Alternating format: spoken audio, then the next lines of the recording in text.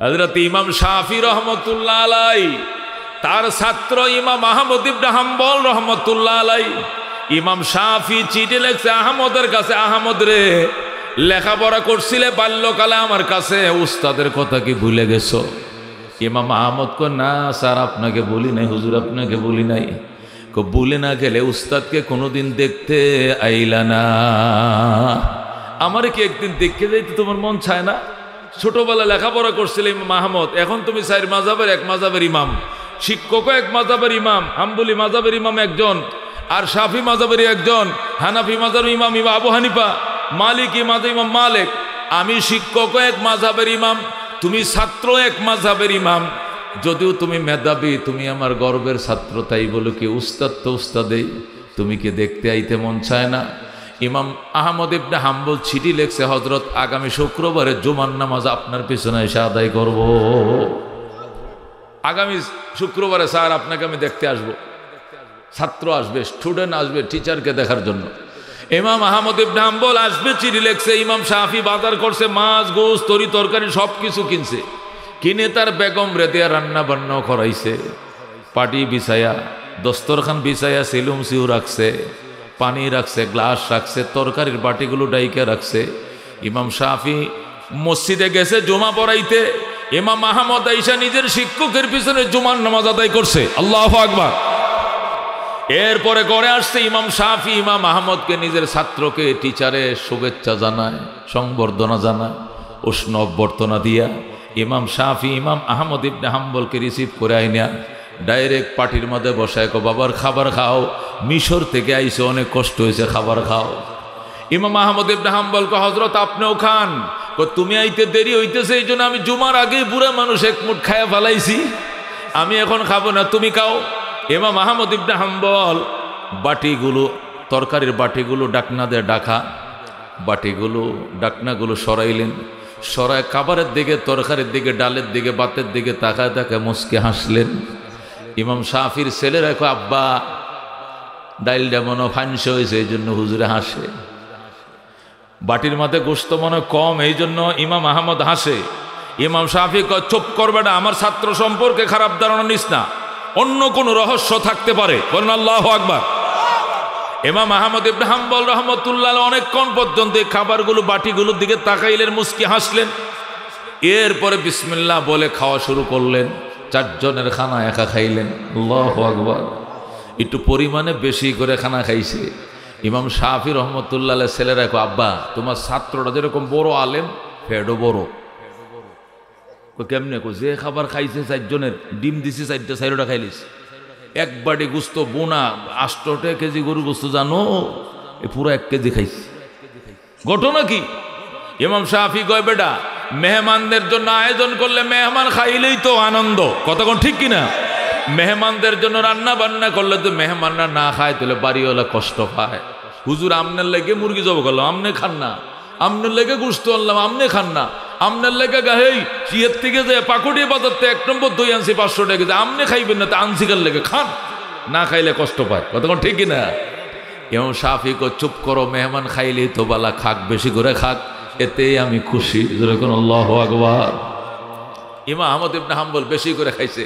খাওয়ার পরে ইমাম শাফি বলতেছে আমার ছাত্র তার টিচারকে দেখতে আসছে, আমার বিছানায় আহমদ রাত্রে ঘুমাবে, আমি অন্য ঘরে ঘুমাবো।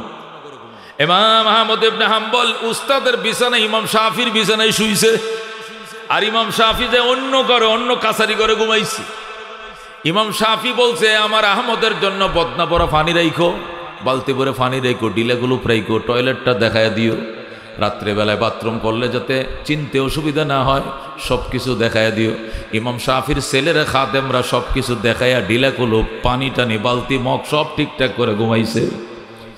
ইমাম শাফি রহমতুল্লাহ আলাই 4টে বাজে উঠছে, উইটা কয়ে ছেলেরা শোন, আমার আহমদ আমার ছেলেরা অনেক দূর থেকে সফর করে আইছে, রাত্রে জাগাইস না, যখন ফজরে আজান দিবে তখন জাগাবি, এর আগে জাগাবি না, কারণ দূরের থেকে আইছে। আল্লাহ সফরের মধ্যে ফরজ নামাজে 2 রাকাত মাফ করে দিয়েছে, কসর, তাহলে নফল আর ফরার দরকার নাই, তারে তাহাজ্জুদে ডাইখো না।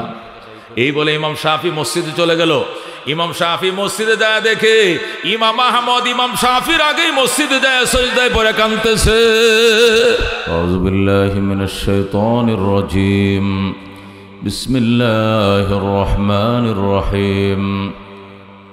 কুল হুয়াল্লাহু আহাদ আল্লাহুস সামাদ লাম ইয়ালিদ ওয়া লাম ইউলাদ ওয়া লাম ইয়াকুল লাহু কুফুয়ান আহাদ। وقال رسول الله صلى الله عليه وسلم أخلص دينك يكفيك العمل القليل صدق الله المولانا العظيم وصدق رسوله النبي الكريم ونحن على ذلك لمن الشاهدين والشاكرين والحمد لله رب العالمين اللهم صل على محمد وعلى آل محمد كما صليت على إبراهيم وعلى آل إبراهيم إنك حميد مجيد اللهم بارك على محمد وعلى آل محمد كما باركت على إبراهيم وعلى آل إبراهيم إنك حميد مجيد खिलौना समझ कर बिगाड़ो न हमको कि हम भी किसी के बनाए हुए हैं बलगल उला बिकमालिही कशफत दुजा बिजमालिही हसनत जमी खसालिही सल्लो अलैहि व आलिही। 4 दिन की चाँदनी पैरंदिरी रात है सुन चंदी की चमक देखने की बात है बलगल उला बिकमालिही कशफत दुजा बिजमालिही हसनत जमी खसालिही सल्लो अलैहि व आलिही। मोहब्बत शत ला इलाहा इल्लल्लाह ला इलाहा दुर्फशानी ने तेरी कतरों को दरिया कर दिया दिल को रोशन कर दिया आँखों को बीना कर दिया ला इलाहा इल्लल्लाह ला इलाहा। खुद न तेजो राह पर आओ रोक हादी बन गए क्या नजर थे जिसने मुर्दों को मसीहा कर दिया ला इलाहा इल्लल्लाह ला इलाहा।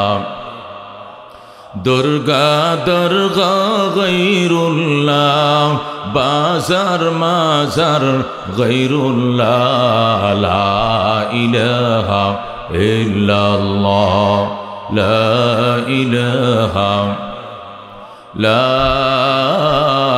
इलाहा इल्लल्लाह मुहम्मदुर रसूलुल्लाह सल्लल्लाहु अलैहि वसल्लम।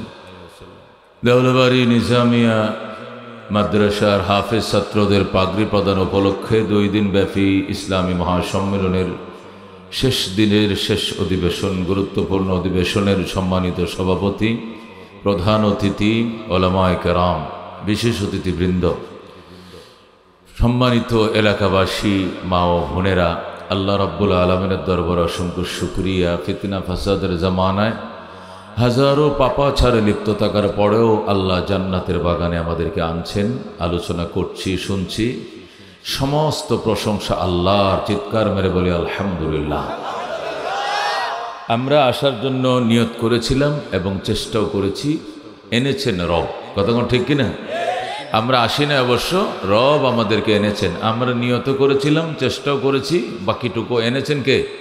আল্লাহ। আমরা আসি না। ওয়া মা তাশাউন ইল্লা আইয়াশা আল্লাহ। আল্লাহ বলেন, বন্দা তুমি চাইলে হবে না, আমিও চাইতে হবে। তুমি নিয়ত করছো, আমি চাইছি। তুমি মেহনত করছো, আমি চাইছি। এরপরে তুমি মাহফিলে আসছো। জোরে কোন আলহামদুলিল্লাহ। শুকরে নিয়ামত, নিয়ামত তাফজু কুনাদ, কুফরে নিয়ামত, নিয়ামত নুকসা কুনাদ। আয় বেরাদর দূরে বাসাদ ইয়ারে বদ, ইয়ারে বদ বদ তর বুয়াদ আজমার বদ সহবতে সব লে তোরা সলে কুনাদ, সবতে তলে তোরা তলে কুনাদ। আজকে দেউলাবাড়ির প্রতিবেশী হয়ে আমরা ধন্য। কতক্ষণ ঠিক কিনা? একটা মাদ্রাসার প্রতিবেশী হতে পারাটা যে কত সৌভাগ্যের, এটা যারা হয়েছেন ইতিহাস প্রমাণ করে। এরা সৌভাগ্য হয়ে, ধন্য হয়ে এরা আল্লাহর সান্নিধ্য অর্জন করেছেন। কতক্ষণ ঠিক কিনা? এখানে একটা পুষ্কুনি ছিল, পুকুর ছিল। একদিন এখানে নূরের বাতি জ্বলবে, বল বাতি জ্বলবে ইনশাআল্লাহ। কতক্ষণ ঠিক কিনা? এটা যেরকম পুকুর, ওই পাশেও তো পুকুর ছিল। কতক্ষণ ঠিক কিনা? সেই পুকুরে এখন মদিনার বাগান, এখানেও মদিনার বাগান ফুটবে। কতক্ষণ ঠিক কিনা? ও ফাঁকে কপাল ভাগ্যবান কারা হবে, কপালওয়ালা কারা হবে? যারা এই পুকুরে শরিক হয়েছিল। কতক্ষণ ঠিক কিনা? দেওবন্দ মাদ্রাসা, দারুল উলুম দেওবন্দ মাদ্রাসার পাশে এশিয়া, দক্ষিণ পূর্ব এশিয়ার মধ্যে সবচেয়ে বড় মাদ্রাসা দারুল দেওবন্দ। উত্তরপ্রদেশের সাহারানপুর জেলার আওতাধীন দেওবন্দ নামক গ্রামে এই মাদ্রাসা, যেটাকে আমরা দেওবন্দ মাদ্রাসা নামে শুনেছি।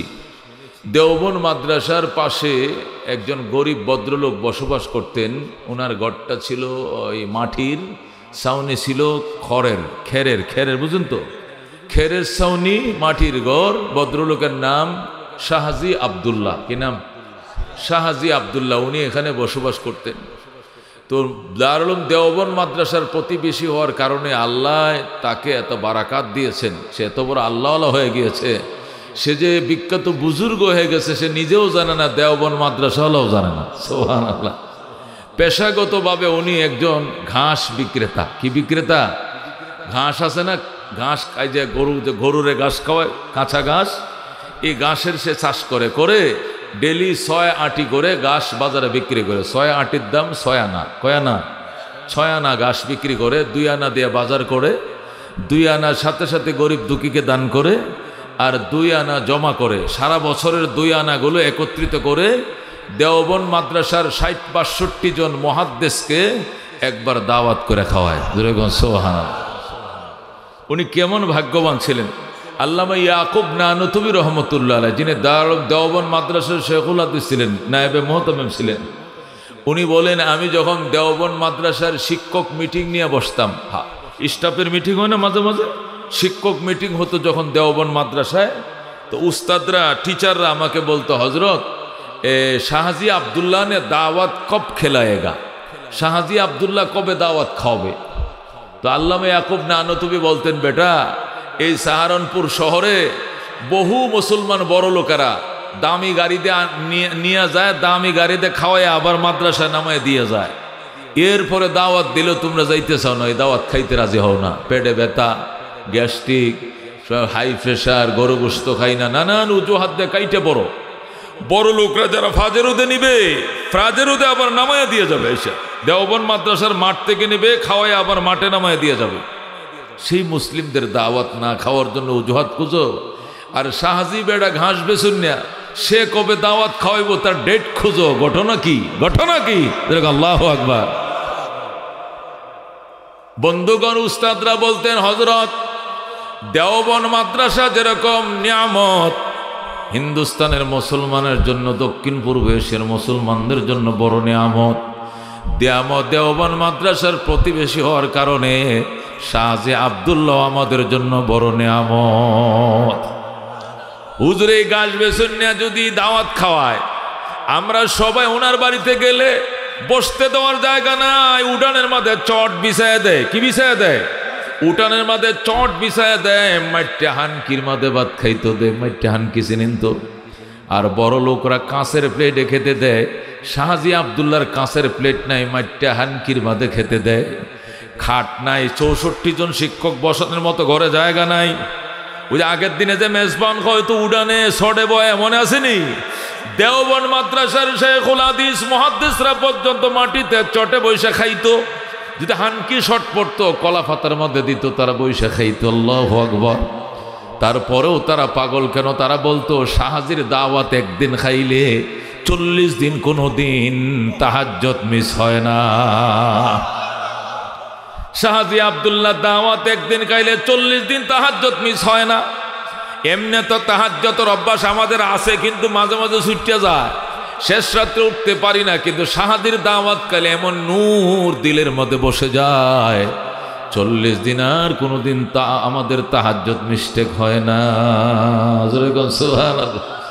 رزينا قسمة الجبار فينا لنا علم وللأعداء مال فإن الماء لا يفنى عن قريب وإن العلم يبقى لا يزال لقد زان البلاد ومن عليها إمام المسلمين أبو حنيفة فما في المشرقين له نذير ولا في المغربين ولا بكوفة سبحان الله বাজান রে হালাল খাবার এত বরকত দুর্গ আল্লাহু আকবার হযরত ইমাম শাফি রহমাতুল্লাহ আলাই তার ছাত্র ইমাম আহমদ ইবনে হাম্বল রহমাতুল্লাহ আলাই ইমাম শাফি চিঠি লেখছে আহমদের কাছে আহমদ রে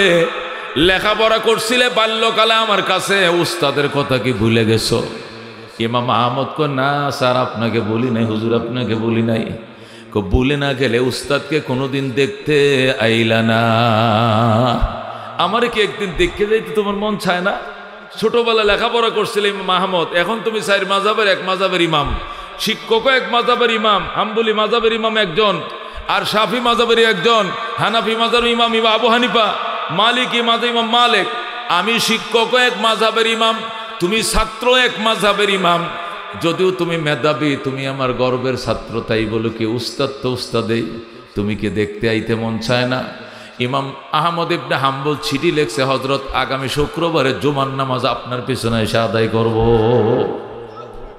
আগামী শুক্রবারে স্যার আপনাকে আমি দেখতে আসব ছাত্র আসবে স্টুডেন্ট আসবে টিচারকে দেখার জন্য ইমাম আহমদ ইবনে হাম্বল আসবে চিঠি লেখছে ইমাম শাফি বাজার করছে মাছ গোশ তরি তরকারি সব কিছু কিনছে কিনে তার বেগম রে দিয়া রান্না বান্না করাইছে পাটি বিছায়া দস্তরখান বিছায়া সিলুম সিউ রাখছে পানি রাখছে গ্লাস রাখছে তরকারির বাটিগুলো ডাইকে রাখছে ইমাম শাফি মসজিদে গেছে জুমা পড়াইতে ইমাম আহমদ আইসা নিজের শিক্ষকের পিছনে জুমার নামাজ আদায় করছে আল্লাহু আকবার এরপরে করে আসছে ইমাম শাফি ইমাম আহমদকে নিজের ছাত্রকে টিচারে শুভেচ্ছা জানায় সংবর্ধনা জানায় উষ্ণ অভ্যর্থনা দিয়া ইমাম শাফি ইমাম আহমদ ইবনে হাম্বলকে রিসিভ করে আইনা ডাইরেক্ট পার্টির মধ্যে বসায় কো বাবার খাবার খাও মিশর থেকে আইসে অনেক কষ্ট হয়েছে খাবার খাও ইমাম আহমদ ইবনে হাম্বল কো হযরত আপনিও খান কো তুমি আইতে দেরি হইতেছে এই জন্য আমি জুমার আগেই বুড়া মানুষ এক মুঠ খায়া ফেলাইছি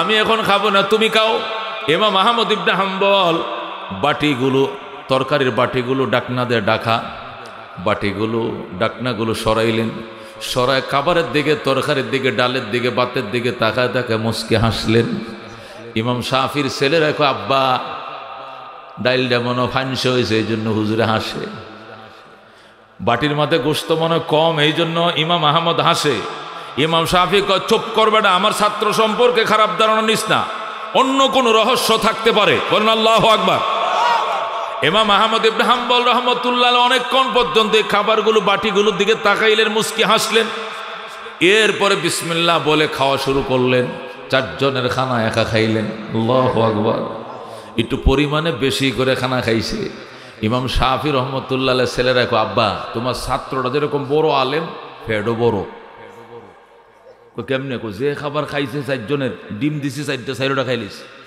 এক বাটি গুস্ত বোনা 8 কেজি গরু গোস্ত জানো এ পুরো 1 কেজি খাইছে ঘটনা কি ইমাম শাফি কয় বেটা মেহমানদের জন্য আয়োজন করলে মেহমান খাইলেই তো আনন্দ কথা কোন ঠিক কিনা মেহমানদের জন্য রান্না বান্না করলে তো মেহমানরা না খায় তাহলে বাড়িওয়ালা কষ্ট পায় হুজুর আমনের লেগে মুরগি জব করলাম আমনে খান না আমনের লেগে গুস্ত আনলাম আমনে খান না আমনের লেগে গাহেই চিয়ের থেকে যে পাকুড়ি বাজারতে 1 নম্বর দই আনছি 500 টাকা আমনে খাইবেন না তা আনসিকার লেগে খান না খাইলে কষ্ট পায় কথা কোন ঠিক কিনা ইমাম শাফি কো চুপ করো মেহমান খাইলেই তো বালা খাক বেশি করে খাক এতেই আমি খুশি যেরকম আল্লাহু আকবার ইমাম আহমদ ইবনে হাম্বল বেশি করে খাইছে খাওয়ার পরে ইমাম শাফি বলতেছে আমার ছাত্র তার টিচারকে দেখতে আসছে আমার বিছানায় আহমদ রাত্রে ঘুমাবে আমি অন্য ঘরে ঘুমাবো ইমাম আহমদ ইবনে হাম্বল উস্তাদের বিছানায় ইমাম শাফির বিছানায় শুইছে আর ইমাম শাফি যে অন্য ঘরে অন্য কাছারি ঘরে ঘুমাইছে ইমাম শাফি বলছে আমার আহমদের জন্য বদনা পরা পানি রাইখো বালতি ভরে পানি রেখো ডিলেগুলো রাইখো টয়লেটটা দেখায় দিও রাত্রেবেলায় বাথরুম করলে যাতে চিনতে অসুবিধা না হয় সব কিছু দেখায় দিও ইমাম শাফির ছেলেরা খাদেমরা সব কিছু দেখাইয়া ডিলাগুলো পানি টানি বালতি মগ সব ঠিকঠাক করে ঘুমাইছে ইমাম শাফি রহমতুল্লাহ আলাই 4টে বাজে উঠছে উইঠে কয়ে ছেলেরা শোন আমার আহমদ আমার ছেলেরা অনেক দূর থেকে সফর করে আইছে রাত্রে জাগাইস না যখন ফজরে আজান দিবে তখন জাগাবি এর আগে জাগাবি না কারণ দূরের থেকে আইছে আল্লাহ সফরের মধ্যে ফরজ নামাজে 2 রাকাত মাফ করে দিয়েছে কসর তাহলে নফল আর ফরার দরকার নাই তারে তাহাজ্জুদে ডাইখো না এই বলে ইমাম শাফি মসজিদে চলে গেল ইমাম শাফি মসজিদে যায় দেখে ইমাম আহমদ ইমাম শাফির আগেই মসজিদে যায় সিজদায় পড়ে কাঁদতেছে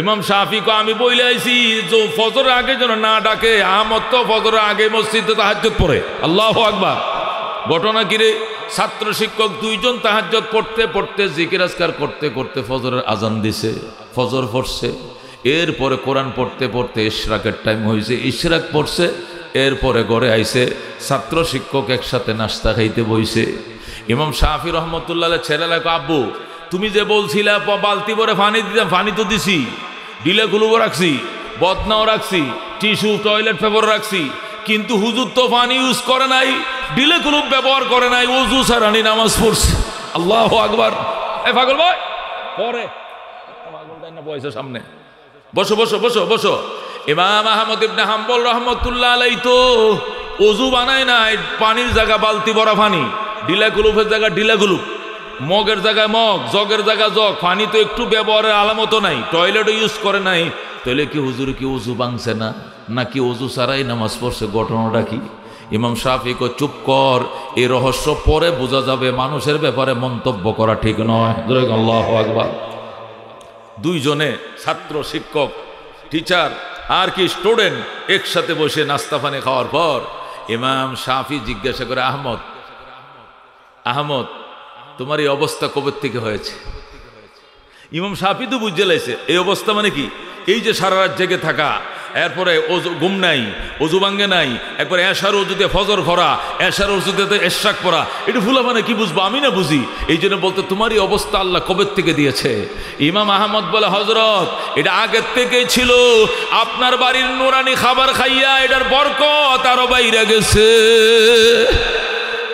আগের থেকে অভ্যাস ছিল প্রায় আমি এশার ওযুতে ফজর পড়তাম তো মাঝে মাঝে মিস হইতো এখন আশা করি আর এটাও মিস হবে না কেমনে হুজুর যখন আপনার বাড়িতে আসলাম খাবারে পাটিতে বসাইলেন খাও আমি খাবারের তরকারির ডাকনাগুলো একটু উদাম করলাম ডাকনাগুলো সরায় দেখি ওই তরকারির থেকে নূর বাসতেছে আল্লাহু আকবার ডাল থেকে নূর বাসতেছে হালাল ইনকাম হালাল রান্না নামাজি মেয়েদের রান্না তাহাজ্জুদ গুজারদের রান্না আল্লাহর ওলিদের ইনকাম যেরকম হালাল বাজার হালাল রান্না হালাল পরিবেশন হালাল আমি দেখি প্রত্যেকটা তরকারির থেকে নূর বাইতেছে বলো আল্লাহু আকবার এই জন্য নূরগুলো দেখে দেখে মুস্কি মুস্কি একটু হাসছিলাম হয়তোবা আপনাদের কেউ বা কারা মাইন্ড তো করে থাকতে পারে তবে আমি হেসেছিলাম এই কারণে এরকম খাবারের উপরে নূর ভাসতে আমি অন্য কাহারো বাড়ি করে দেখি নাই আল্লাহু আকবার এ কারণে হুজুর মনে কিছু নিয়েন না, আমি আসলে এত খাবার খাই না, অল্পই খাই, কিন্তু নূরানি খাবার হওয়ার কারণে পরিমাণে একটু বেশি খাইছিলাম। ধরে আল্লাহু আকবার। ইমাম শাফি কই রে ফুলাফান এদিকে আয়, আগে না কইছস রাক্ষস এত খাবার খায় কেন, কি জন্য খায়, এবার শোনো। ধরে আল্লাহু আকবার। ইমাম আহমদ ইবনে হাম্বল কো হুজুর এই জন্যই পরিমাণে 3 দিনের খানা আমি এক বেলায় খায়া ফেলাইছিলাম। উদ্দেশ্য ছিল প্রয়োজনে 3 দিন খানা খাবো না, কিন্তু এই নুরানি বরকতময় খাবার আমি ছাড়ব না। এই জন্য আপনি কি মনে কষ্ট পাইছেন? কয় না বাবা, আমার স্টুডেন্ট, তুমি আমার ছাত্র, আমার বাড়িতে খাইছো, আমি খুশি। ছাত্র তো এমন ছাত্র, উস্তাদ যে মাকামে, ছাত্র একই মাকামে। বলেন আল্লাহু আকবার। উস্তাদ এক মাযহাবের ইমাম, ছাত্র আরেক মাযহাবের ইমাম। কথা কোন ঠিক কিনা? তুমি খাইছো এটা আমার আনন্দ বাবা, আমার বাড়ির খাবার খায় তুমি কি পাইছো? আমলেও বরকত হইছে, এলেমেও বরকত হইছে। সুবহানাল্লাহ। আমলেও বরকত হইছে, এলেমেও বরকত হইছে। আমলে কেমনে বরকত হইছে? খাবারটা ফেটে যাওয়ার পর কোনো বুটবাট টোস্টাস কোনো কিছু নাই, সারা রাত আমার ঘুম আসে নাই, সারা রাত আমি আল্লাহর কোরআন পড়ছি, হাদিস পড়ছি। আল্লাহ রাব্বুল আলামিন আমার এত বরকত দিছে, অন্যদিন উইটে ওযু বানায় তাহাজ্জুদ পড়া লাগতো, আজকে আমার ওযু ভাঙ্গে না, এই পর্যন্ত আমার ওযু আছে, ওযু ভাঙ্গে নাই। আমাকে বাথরুমে যেতে হয় নাই, আমাকে প্রস্রাব করতে হয় না, নতুন পানিতে ওযু বানাইতে হয় নাই। আমি আমলের মধ্যে বরকত পাইছি, তাছাড়া ইলমের মধ্যে আল্লাহ বরকত দিয়েছেন। আল্লাহর কোরআনের একটা কঠিন আয়াত, এই আয়াতের ব্যাখ্যা আমি বুঝতেছিলাম না, 40 বছর পর্যন্ত চেষ্টা করতেছি, আয়াতের ব্যাখ্যা আমি বুঝি নাই। আপনার বাড়ির খানাটা খায় একটু বালিশের মধ্যে কাত হইলাম, সাথে সাথে মেমোরির ভিতরে ওই আয়াতটা এসে ঢুকছে। টাস টাস করে আয়াতের ব্যাখ্যা আল্লাহ আমার অন্তরকে খুলে দিয়েছে।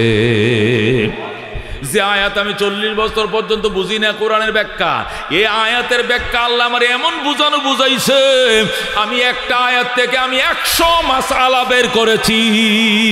বলেন আল্লাহু আকবার। এক আয়াত থেকে আমি 100টা মাসলা বের করছি। তো এখন আল্লাহু আকবার। এই জন্য আমার কিসের ঘুম, কিসের নাওয়া, কিসের খাওয়া, এই বরকতময় খাবার আশা করি আমার পেটে 1 সপ্তাহ থাকবে। আমি আর অন্য কোনো খাবার খাবো না, শুধু পানি পান করব। আপনার বাড়ির নুরানি খাবার আল্লাহ আমাকে এত বরকতময় করেছে, জোরে কোন সুবহানাল্লাহ। এই জন্য বন্ধু, ও বন্ধু, মাদ্রাসার প্রতিবেশী হওয়া, আলেম ওলামার সহবত পাওয়া, মাদ্রাসাতে কোনো না কোনো ভাবে একটু লাগা, একটু সংশ্লিষ্ট হওয়া, এটা ভাগ্যের ব্যাপার। এটা সবাইকে আল্লাহ এই নিয়ামত দেয় না। কথা কোন ঠিক কিনা? এই নিয়ামত সবাই পায় না।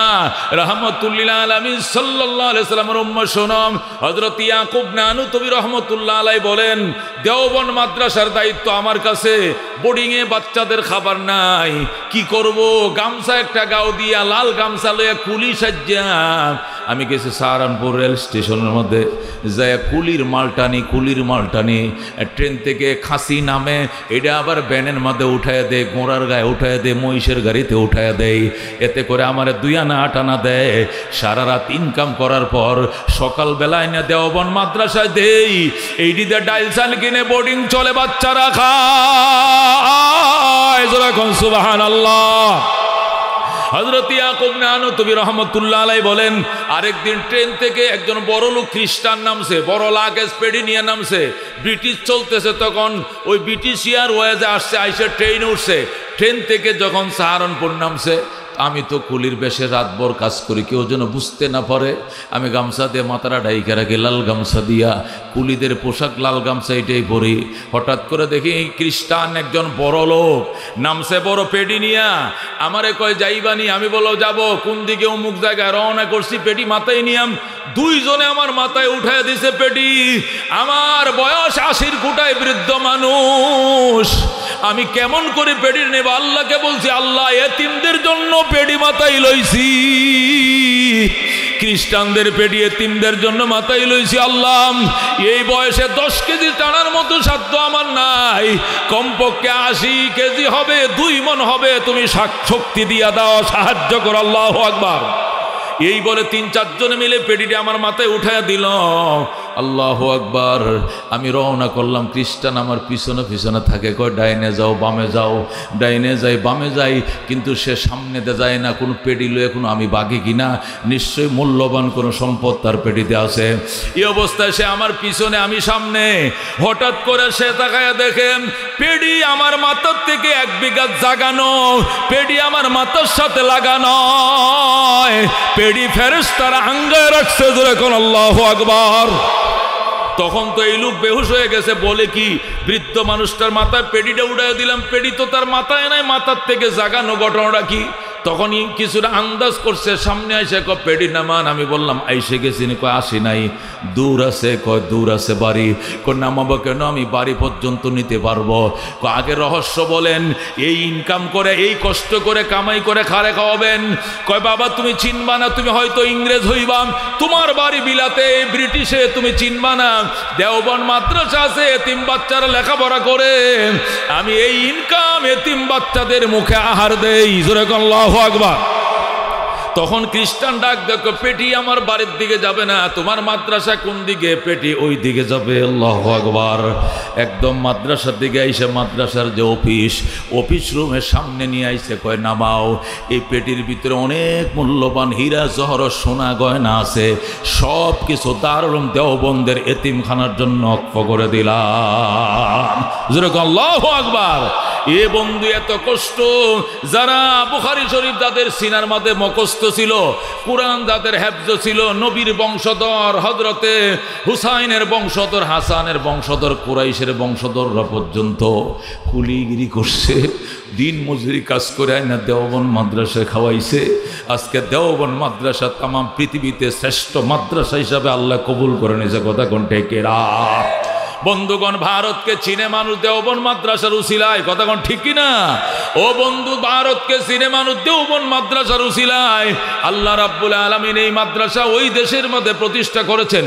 বন্ধুগণ, বলতেছিলাম উলামায়ে কেরামের সাথে যে যেমনে লাগছে, আল্লাহ তাদেরকে এত বরকত দিয়েছে, তো খায়ের দিয়েছে, এটা অন্য কাউকে দেয় নাই। আল্লাহ এদেরকে আলাদা একটা বরকতে দিয়েছে। কথা কোন ঠিক কিনা? হযরত সুলাইমান আলাইহিস সালাম পাখিদের হাজিরা ডাকতেছে, সব পাখিরা হাজির, কিন্তু হুদহুদ পাখি হাজির না। সুলাইমান বললেন, হুদহুদ পাখি তুই কই গেলি? আসবি, আসার পরে তোর সুষ্ঠু বিচার হবে, হয়তো তোর হত্যা করব, নয়তো তোর কঠিন শাস্তি দিব, নাইলে জবে করব। পাখি এসে গো, আসসালামু আলাইকুম স্যার, আমি আইছি। তুমি হাজিরা ডাকার টাইমে গড় হাজিরা ছিল কেন? ছিল না কেন? আমার মাথা ঘুরে গেছে, এই জন্য দেরি হয়েছে আইতে। কি ঘুরে গেছে? আমাকে তত্ত্ব মন্ত্রণার দায়িত্ব দিয়েছেন, আমি খনিজ সম্পদ খুঁজি, পানি খুঁজি। আমি সেই জর্ডানের আম্মান থেকে পানি খুঁজতে খুঁজতে ইয়েমেনের সাবায় চলে যাই। বলেন আল্লাহু আকবার। কোথায়? জর্ডানের আম্মান। সুলাইমান আলাইহিস সালামের রাজধানী ছিল জর্ডানের আম্মান। জর্ডান নামক রাষ্ট্র এখনো আছে। আম্মান ছিল সুলাইমানের রাজধানী। আর আমি চলে গেছি ইয়েমেনের সাবা এলাকায়। সুলাইমান কই, হিয়ানে গেছো কি জন্য? পানির সন্ধান করতে করতে গেছি। ভালো কথা, চলে আসবা, জানো রাত্রে হাজিরা হবে, তুমি আসতে দেরি করছো কেন? এখানে যে একটা ঘটনা দেখে আমার চোখ কপালে উঠে গেছে। কি ঘটনা দেখছো? যায়া দেখি একটা নারী, নাম তার বিলকিস। সে সুলাইমানকে বাদশাও মানে না, আল্লাহকে রব মানে না, নিজেকেই রানী মনে করে, আর সূর্যকে দেবতা মনে করে পূজা করে। জোরে কোন নাউজুবিল্লাহ। হযরত সুলাইমান আলাইহিস সালাম ডাক দিয়া কয়, এত বড় সাহস! আমার রাজ্যে সূর্য উঠে, আমার রাজ্যে সূর্য ডুবে, এটাই তো আমি জানি।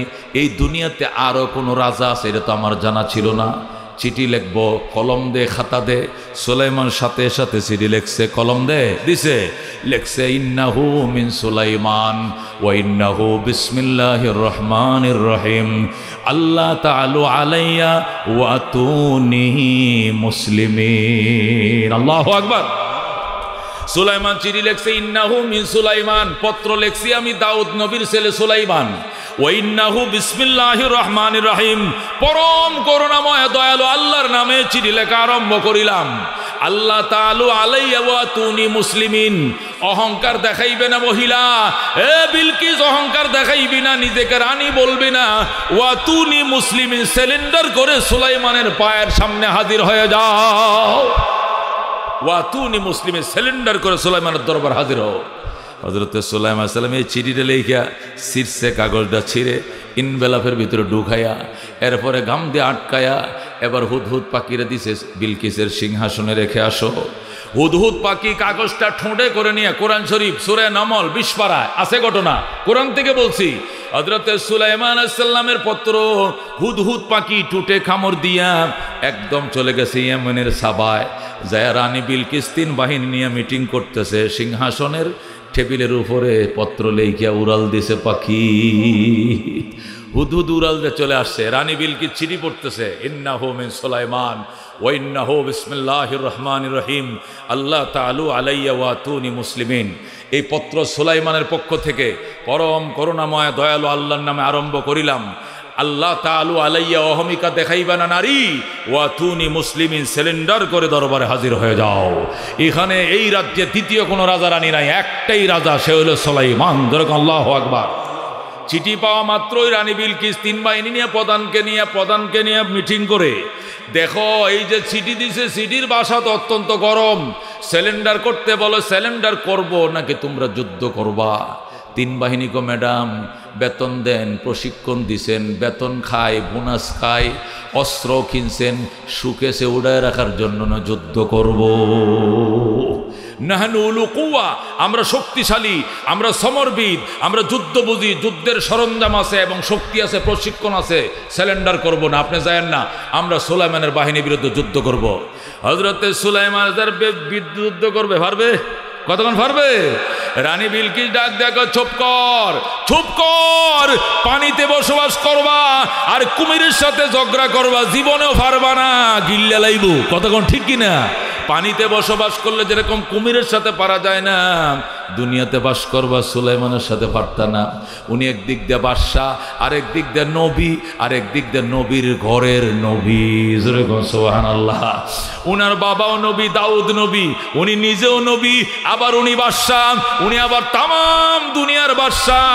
4 জন তামাম দুনিয়ার বাদশাহ ছিল, 2 জন কাফের, 2 জন মুসলমান। কথা কোন ঠিক কিনা? তার মধ্যে সুলাইমান একজন। হযরতে বিলকিস ডাক দেয়া কো, শোনো, পারতা না, যুদ্ধ করে পারতা না, কই কি করবা?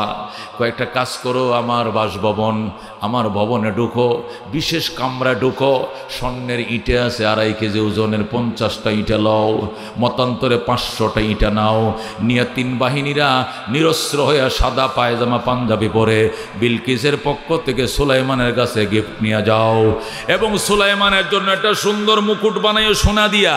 যদি সুলাইমান দুনিয়াদার হয়, দুনিয়া লোভী হয়, দুনিয়া লেপসি হয়, তাহলে এই হাদিয়া গিফট পাইয়া গোশ পাইয়া ঠান্ডা হয়ে যাবে। আর যদি দুনিয়াদার না হয়, তাহলে আমি না গেলে ওর আগুন থামবে না, আমাকেই যেতে হবে। 3 বাহিনীর প্রধান রওনা করছে, স্বর্ণের ইটে নিয়ে যাচ্ছে, আবার মিষ্টিও নিয়ে যাচ্ছে, কার্টনের পর কার্টন। আবার সাথে আছে সুলাইমানের জন্য বড় মুকুট, সোনার মুকুট। রওনা করছে। সুলাইমান কো, হুদহুদ চিঠির উত্তর আসলো না, কারণ কি? কয়, ম্যাডাম আসছে না, তবে উত্তর নিয়ে 3 বাহিনীর লোকজন আসতেছে। কি নিয়ে আসতেছে? অনেক গিফট সামগ্রী নিয়ে আসতেছে। কিসের গিফট সামগ্রী? কয়, ডাইরেক্ট স্বর্ণের ইটিয়া, বড় বড় স্বর্ণের ইট নিয়ে আইতেছে, আপনার ঘর ভরে যাবে, এত পরিমাণ গিফট নিয়ে আসতেছে। সুলাইমান ডাক দেখো, হায়রে বেঈমানের দল, তোরাও বুঝি সুলাইমানকে লোক দেখাস। সুলাইমানকে কি পরিমাণ সম্পদ দিছে তোদের আন্দাজ নাই। সুলাইমান সালাম ডাক দেখো, হুদহুদ পাখি, জিন পরীদেরকে খবর দাও। সাথে সাথে জিন পরীদেরকে খবর দেওয়া হলো। সুলাইমান বললেন, ওই পাশে ব্রিকপিল তৈরি করো, 2 কোটি স্বর্ণের ইটা বের হবে। ওই পাশে আরেকটা ব্রিকপিল তৈরি করো, 2 কোটি রূপার ইট তৈরি হবে। বলেন আল্লাহু আকবার। অর্ডার দিতে দেরি, ব্রিকপিল তৈরি হতে দেরি না। এই রফিক ভাইয়ের মাটির ইটা না বাজান, রফিকুল ইসলাম খান সাহেবের মাটির ইটা না, একটা ইটের দাম 15 টাকা। ওইটা 2.5 কেজি, 1 ভরি স্বর্ণের দাম 1,34,000 টাকা। এরকম 2.5 কেজি সোনার একটা ইটা। সুবহানাল্লাহ। এরপরে সুলাইমান কয়, এগুলোকে দুধ দিয়া লোভ দেখায় লাভ নাই, জলদি করো, জিন পরীরা কে কোথায়, 2টা ব্রিকপিল তৈরি করো, 5 কোটি ইটা বের হবে স্বর্ণের। আল্লাহু আকবার। সাথে সাথে ইটের ব্রিকপিল তৈরি হয়ে গেছে, ব্রিক বেরিয়ে আসছে। সুলাইমান আলাইহিস সালাম ডাক দিয়া কয়, একদম ঘাটাইল ক্যান্টনমেন্ট থেকে আমার বাসভবন পর্যন্ত এই 15-20 কিলোমিটার যা আছে 300 ফিট কার্পেটিং করবা, 2 পাশে 10 ইঞ্চি দেওয়াল দিবা, ওখানেও হবে একটা গেট, আমার বাসার দুয়ার হবে একটা গেট, পুরা রাস্তা কার্পেটিং হবে সোনার ইটা দিয়া। সুবহানাল্লাহ। যেই মাত্র অর্ডার দিয়ে দে সুলাইমান, অর্ডার দিতে দেরি, কাজ হইতে দেরি নাই, রাস্তা কারফিটিং হয়ে গেছে, সব স্বর্ণের ইটা, বাতি সারাই জ্বলে, লাইট লাগে না। আল্লাহু আকবার। রানী বিলকিসের সেনারা গিফট সামগ্রী নিয়ে যখন ঢুকবে, মেন রোডে ঢুকছে, যেটা রাজার বাড়ি সুলাইমানের বাড়ির দিকে ঢুকছে, যেটা জর্ডানের আম্মানের দিকে যে রুটটা ঢুকছে, দেখে গোটা রোড সোনা দিয়ে কার্পেটিং করা। এই স্বর্ণের রাস্তা দেখে একজন সেনার একজনকে কই যাস? কয় সুলাইমানের বাড়িতে যাই। কি নিয়ে যাস? কয় স্বর্ণের ইটে নিয়ে যাই। নিচের দিকে তাকায় দেখছেন এগুলো কি? যে লোকে লক্ষ লক্ষ স্বর্ণের ইটা দিয়ে রুট বানাইতে পারে, কার্পেটিং করতে পারে, ওর বাড়িতে 50টা ইটা নিয়ে যাওয়াটা ফকিরের ভিক্ষাও হবে না। কথা কোন ঠিক কিনা? ফালা তোদের ইটা, ফালা তোদের ইটা, রওনা কর। এই বলে তারা ইটে মিটে ফেলে আবার রওনা করছে। রানী বিলকিসের কাছে যায়, কয় ম্যাডাম ওই তো না, এই সমস্ত 10-20টা ইটে দিয়ে লোভ লেখায় লাভ নাই, কারণ বাদশাহ সুলাইমান গোটা রাস্তা স্বর্ণ দেয়া কার্পেটিং করে ফেলেছে, সুতরাং আপনাকেই যেতে হবে। বিলকিস কয় ঠিক আছে বুঝেছি। কিছু বলছেনি? কয় বলছে এমন আক্রমণ করব, ঠেকানোর ক্ষমতা বিলকিসের নাই। এই আক্রমণ করার আগেই আপনি তাড়াতাড়ি স্যালেন্ডার করেন, সুলাইমানকে খেপাইলে উপায় নাই। রানী বিলকিসকে জলদি কর, আমার ভবন তালা দে। 7 তালা ভবনটা সুন্দর করে তালা দিয়া চাবিগুলো উড়নার কোনায় বাঁধছে, বান্দিয়া বিলকিস 3 বাহিনী নিয়ে রওনা করছে। সুলাইমানকে হুদহুদ খবর কি? বিলকিস আসতেছে নি? আসতেছে স্যার। কতটুক আসছে? আরো ঘন্টা খানিক লাগবে। সুলাইমান ডাক দেয়া কয় তেলসমাত দেখাও। একটা তো দেখাইছো গোটা রাস্তা স্বর্ণ দেয়া কার্পেটিং, 2 নম্বর তেলসমার সামনে যে ফুসকুনি আছে এটা কাঁচ দিয়া ব্রিজ বানাও। যেরকম আল্লাহু আকবার। সামনে যে লেক আছে, লেক, এই পুরা লেকটা গ্লাস দিয়া ব্রিজ তৈরি করো, এবং গ্লাসটা পানির সাথে ছুঁই ছুঁই করে ফিটিং করবা, যাতে দূরের থেকে এটা ব্রিজ না ফানি বোঝা যেন না যায়। পানির কালার, গ্লাসের কালার, কাঁচের কালার তো একই কালার, কাঁচ দিয়ে ব্রিজ তৈরি করবা। আমি দেখব বিলকিসের জ্ঞান আছে না নাই। তাছাড়া আমি বিলকিসকে বিয়ার প্রস্তাব দিয়েছিলাম, অনেকে কাটনি গাইছিল, কুটকি গাইছিল, যে বিলকিসের নাকি পায়ের মধ্যে অনেক পশম আছে কিনা এইটাও পরীক্ষা হবে। যখন দেখবে সামনে পানি, আর পানি দিয়ে পার হইয়া ভবনে আসতে হবে, ওই সময় ধীরে ধীরে কাপড় উপরের দিকে উঠাইবে। যখন উঠাইবে তখন দেখবো পায়ের গোড়ায় পশম আছে না নাই। ওকে তো অন্যান্য পরীরা বলছে এটা পরীর মেয়ে, আর পরীদের গায়ের মধ্যে পুরুষের মতো পশম থাকে, কিন্তু মানবের মেয়েদের গায়ে তো কি থাকে না? পশম থাকে না। দাড়ি নাই, মুছ নাই, পশম নাই। পশম থাকলে কি মেয়েদের সাথে পুরুষরা সংসার করতে পারবে? জীবনে করতে পারবে না। এই জন্য বিলকিসের আসলে পশম আছে নাকি কাটকি গাইছে, বিয়ে যেন না হয় আমার সঙ্গে, এটা পরীক্ষা করার জন্য গ্লাসের ব্রিজ তৈরি করো। অর্ডার দিতে দেরি, ব্রিজ তৈরি হতে দেরি হয় নাই। 2 তেলেসমাত রেডি। 3 নম্বর তেলেসমাত হলো। বিলকিস যে সিংহাসন তালা মেরে রাইখে আসছে, বিলকিস আমার বাসভবনে আসার আগেই বিলকিসের বাসভবনটা আমার বাসভবনের সামনে হাজির করতে পারবা কে? কে পারবা? রানী বিলকিসের বাসভবন আমার বাসভবনের সামনে, বিলকিস এখানে আসার পূর্বেই এখানে হাজির করতে হবে। কে পারবা? ডাইনে বইছে ইনসান, বামে জিন। জিনেরে কো আমরা পারবো। সুলাইমানকে বুঝে কইছি পারব। কে পারবা? ক্বালা ইফরিতুম মিনাল জিন্নে। জিনের মাঝে শক্তিশালী একটা জিন, তার নাম ছিল ইফরিত। ইফরিত দাঁড়াইছে, দাঁড়ায় বলে আনা আতিকা বিহি ক্বাবলা আন তাকুমা মিন মাকামিকা। বলেন আল্লাহু আকবার। কোরআনে কারিমের মধ্যে ঘটনা আসছে, কোরআন থেকে বলছি। হযরতে সুলাইমান আলাইহিস সালামের সামনে ইফরিত নামক জিন, তার বয়স হলো 2500 বছর। কয় হাজার? এই জিনটার বয়স ছিল 2500 বছর। এই জিন হযরতে মূসা আলাইহিস সালামকে দেখছে, ঈসা আলাইহিস সালামকে দেখছে। যেরকম আল্লাহু আকবার। সুলাইমানের সাথেও তার দেখা, ইব্রাহিম নবীর সাথেও তার দেখা। ওই 2500 বয়স্ক, 2500 বছর বয়স্ক জিন বড় খাম্বা ফিলা পিলার, বট গাছের মতো সে দাঁড়ায়। আনাতিকা বিহি ক্বাবলা আন তাকুমা মিন মাকামিকা বাদশা সুলাইমান, তোমার সামনে বিলকিসের সিংহাসন হাজির করব, তুমি তোমার সিংহাসন থেকে দাঁড়ানোর পূর্বেই। বলুন আল্লাহু আকবার। তুমি এই মিটিংয়ে কতক্ষণ সময় দেবা? সুলাইমান কয় 20 মিনিট। এবার জিন কয় 20 মিনিট লাগবে না, 15 মিনিটের ভিতরেই সিংহাসন হাজির করে দেব। সুলাইমান আলাইহিস সালাম বললেন 15 মিনিটে যদি হাজির করো তো এটা তো কোনো আশ্চর্য কিছু না, এটা তো আস্তে আস্তে আসবে। আমি 15 সেকেন্ডের আগে হাজির করতে চাই। সুবহানাল্লাহ। 15 মিনিটে হাজির করবা, এত সময় নিলে হবে না। একবারে 15 সেকেন্ডের আগেই বিলকিসের সিংহাসন সুলাইমানের সিংহাসন সামনে এনে ফেলে দিতে হবে, দেখতে হবে। যেরকম আল্লাহু আকবার। এখন জিনেরা করতে হইলে মা ফসায় দুয়াশো বাজান, আমরা পারতাম না, এই পাওয়ার আমগুন নাই। দাঁড়াইছে ইনসান। ইনসান পারবা কিনা?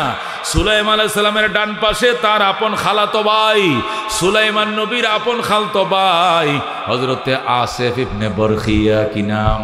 হযরতে আসিফ ইবনে বরখিয়া সুলাইমান নবীর আপন খালাতো ভাই, ডান পাশে বসা। লাভ দিয়ে দাঁড়ায় কয় আমি এনে দেব। ভাইয়া বিলকিসের সিংহাসন চোখের পলকে তোমার সামনে হাজির করে দেব। সুবহানাল্লাহ। সুলাইমান কতক্ষণ লাগবে? চোখের পলক। মানে চোখ বন্ধ করেন। সুলাইমান নবী চোখ বন্ধ করছে। খোলেন। খুলছি। ওই দেখেন সিংহাসন। যেরকম আল্লাহু আকবার। আল্লাহু রব্বুনা মুহাম্মদ নবিয়ুনা নাহনু মুতিয়ুহুমা নাহনু কুল্লুন হিজবুল্লাহ লা নাখাফু ইল্লাল্লাহ ওয়া তাসিম বিহাবলিল্লাহ মুজাহিদ ফি দীনিল্লাহ আল জিহাদ সাবিলুনা নুকিমু ফি দীনিল্লাহ লা ইলাহা ইল্লাল্লাহ নুকিমু ফি দীনিল্লাহ লা ইলাহা ইল্লাল্লাহ লাইসাল মুলকু الظالم ولا الملك للخائن لا نخاف امريكا ولا نخاف রাশিয়া। ঠিক না? لا نخاف রাশিয়া ولا نخاف امريكا اعلى الدين قصدنا الله ربنا محمد نبينا نحن مطيعهما نحن كلنا حزب الله لا نخاف الا الله واعتصم بحبل الله مجاهد في دين الله الجهاد سبيلنا نحن كل ذو الاسلام قانونه القرآن। ঠিক না? نحن كل ذو الاسلام قانونه القرآن قال الله في القرآن الملك للرحمن الملك للرحمن نقيم في دين الله لا إله إلا الله نقيم في دين الله لا إله إلا الله ليس الملك للظالم ولا الملك للخائن لا نخاف إسرائيل ولا نخاف إنديا। ঠিক না? لا نخاف إنديا ولا نخاف إسرائيل على الدين قصدنا الله ربنا محمد نبينا نحن مطيعهما نحن كلنا حزب الله لا نخاف إلا الله واعتصم بحبل الله مجاهد في دين الله الجهاد سبيلنا الجهاد سبيلنا زرقون مرحبا। বন্ধুগণ বলতেছিলাম এলেমের পাওয়ার। আল্লাহ বলেন ক্বাল আল্লাযী ইনদাহু ইলমুম মিনাল কিতাব আনা আতিকা বিহি ক্বাবলা আন ইয়ারতাদ্দা আলাইকা তরফুকা। হযরত সুলাইমান আলাইহিস সালামের আপন খালতো ভাই, উনি আলেম ছিলেন। কি ছিলেন? আল্লাহ তার কথাই কোরআনের মধ্যে বলেন ক্বাল আল্লাযী ইনদাহু ইলমুম মিনাল কিতাব। ওই লোকটা দাঁড়াইছে, দাঁড়ায়া সুলাইমানের সামনে সাক্ষাৎকার দেয় আর বলে যার কাছে কিতাবের ইলম ছিল তিনি তাওরাতের হাফেজ ছিলেন, ইনজিলের হাফেজ ছিলেন। যেরকম আল্লাহু আকবার। যিনি তাওরাতের হাফেজ ছিলেন ওই আহলে ইলম আলেম লোকটা দাঁড়াইছে, দাঁড়ায় বলে কিসের 15 মিনিট, কিসের 20 মিনিট? চোখের পাতা বাড়ি দেওয়ার আগেই বিলকিসের সিংহাসন এখানে হাজির হয়ে যাবে। বলেন আল্লাহু আকবার। এটাকে বলা হয় এলেমের বরকত, এটা এলেমের পাওয়ার। মামুনুল হক কথা কয় কেমনে বাজান, এটা এলেমের জাহাজ, এই জন্য ঠিক কিনা? ফয়জুল করিম কথা কয় কেউ হিসাব করে কয় না, ফিসেব শর্ম নাই, কারণ এলেমের জাহাজ, এলেমের এটা আগুনের টুকরা, এটা বোমা, এটা এটেম, এটা পুড়িয়া যায়, ছাই করে ফেলায়, কারো ঠ্যালেন্ডার করে না। কথা ঠিক কিনা? ইমামুল হক আগে আইলে 10,000 লোক হইলে এখন আইব 10 লাখ। কথা ঠিক কিনা? ফয়জুল করিম আগে আইলে 10,000, এখন 30 লাখ। কথা ঠিক কিনা? ইজ্জত কমছে না বাড়ছে? বাড়ছে। কারণ এলেমের বরকতে এলেম আল্লাহ এর সম্মানী জিনিস বানাইছে। ময়দানে মাশরে আল্লাহ বলবেন জান্নাতীরা কি চাও? জান্নাতীরা বলবে আর কিছু চাই না, যা চাইছি সব পাইছি। যেরকম আল্লাহু আকবার। আল্লাহ বলবেন আরো কোনো চাওয়া পাওয়ার আছে কিনা বলো? জান্নাতীরা বলবে আর চাওয়া পাওয়ার কিছু নাই। আল্লাহ বলবেন আছে, দেখো মনে পড়ে কিনা? জান্নাতীরা বলতে পারবে না। নবী বলবেন আল্লাহ আমার আলেমদেরকে বলেন শিখায়া দেখ তারা কি চাইবেন। তখন আল্লাহ বলবেন উলামায়ে কেরাম দাঁড়াও। তখন উলামায়ে কেরাম দাঁড়ায় বলবে ও জান্নাতবাসী, তোমরা আল্লাহকে বলো আল্লাহ আমরা আর কিছু চাই না, আমরা আপনার দিদার চাই, দিদার চাই, দিদার চাই। আল্লাহু আকবার। আপনার দিদার চাই, আপনি আমাদেরকে দেখা দেন। তখন আল্লাহ রাব্বুল আলামিন জান্নাতবাসী এতক্ষণ সঠিক কথাটাই বলছো, তোমাদের দিদার দেব। আল্লাহ রাব্বুল আলামিন 70,000 নূরের পর্দার ভিতর থেকে বলবেন কোন পর্দা সরে যাও। যেই বলবেন কোনটা টাস করে পর্দা খুলে যাবে। জোরে আল্লাহু আকবার। এরপরে জান্নাতীরা আল্লাহর কুদরতি চেহারা মাথা থেকে পাও পর্যন্ত দেখবে, দেখে সিজদায় পড়ে যাবে। জান্নাত ও দুজখ সে ইয়া রব क्या करो, जन्नत ও দুজখ সে ইয়া রব क्या करो, आरज़ू है मैं तुझे देखा करो, होरो गिलमा जितने नियामत है तो सबसे बढ़कर नियामत दीदार तो ज़रूर मरहबा।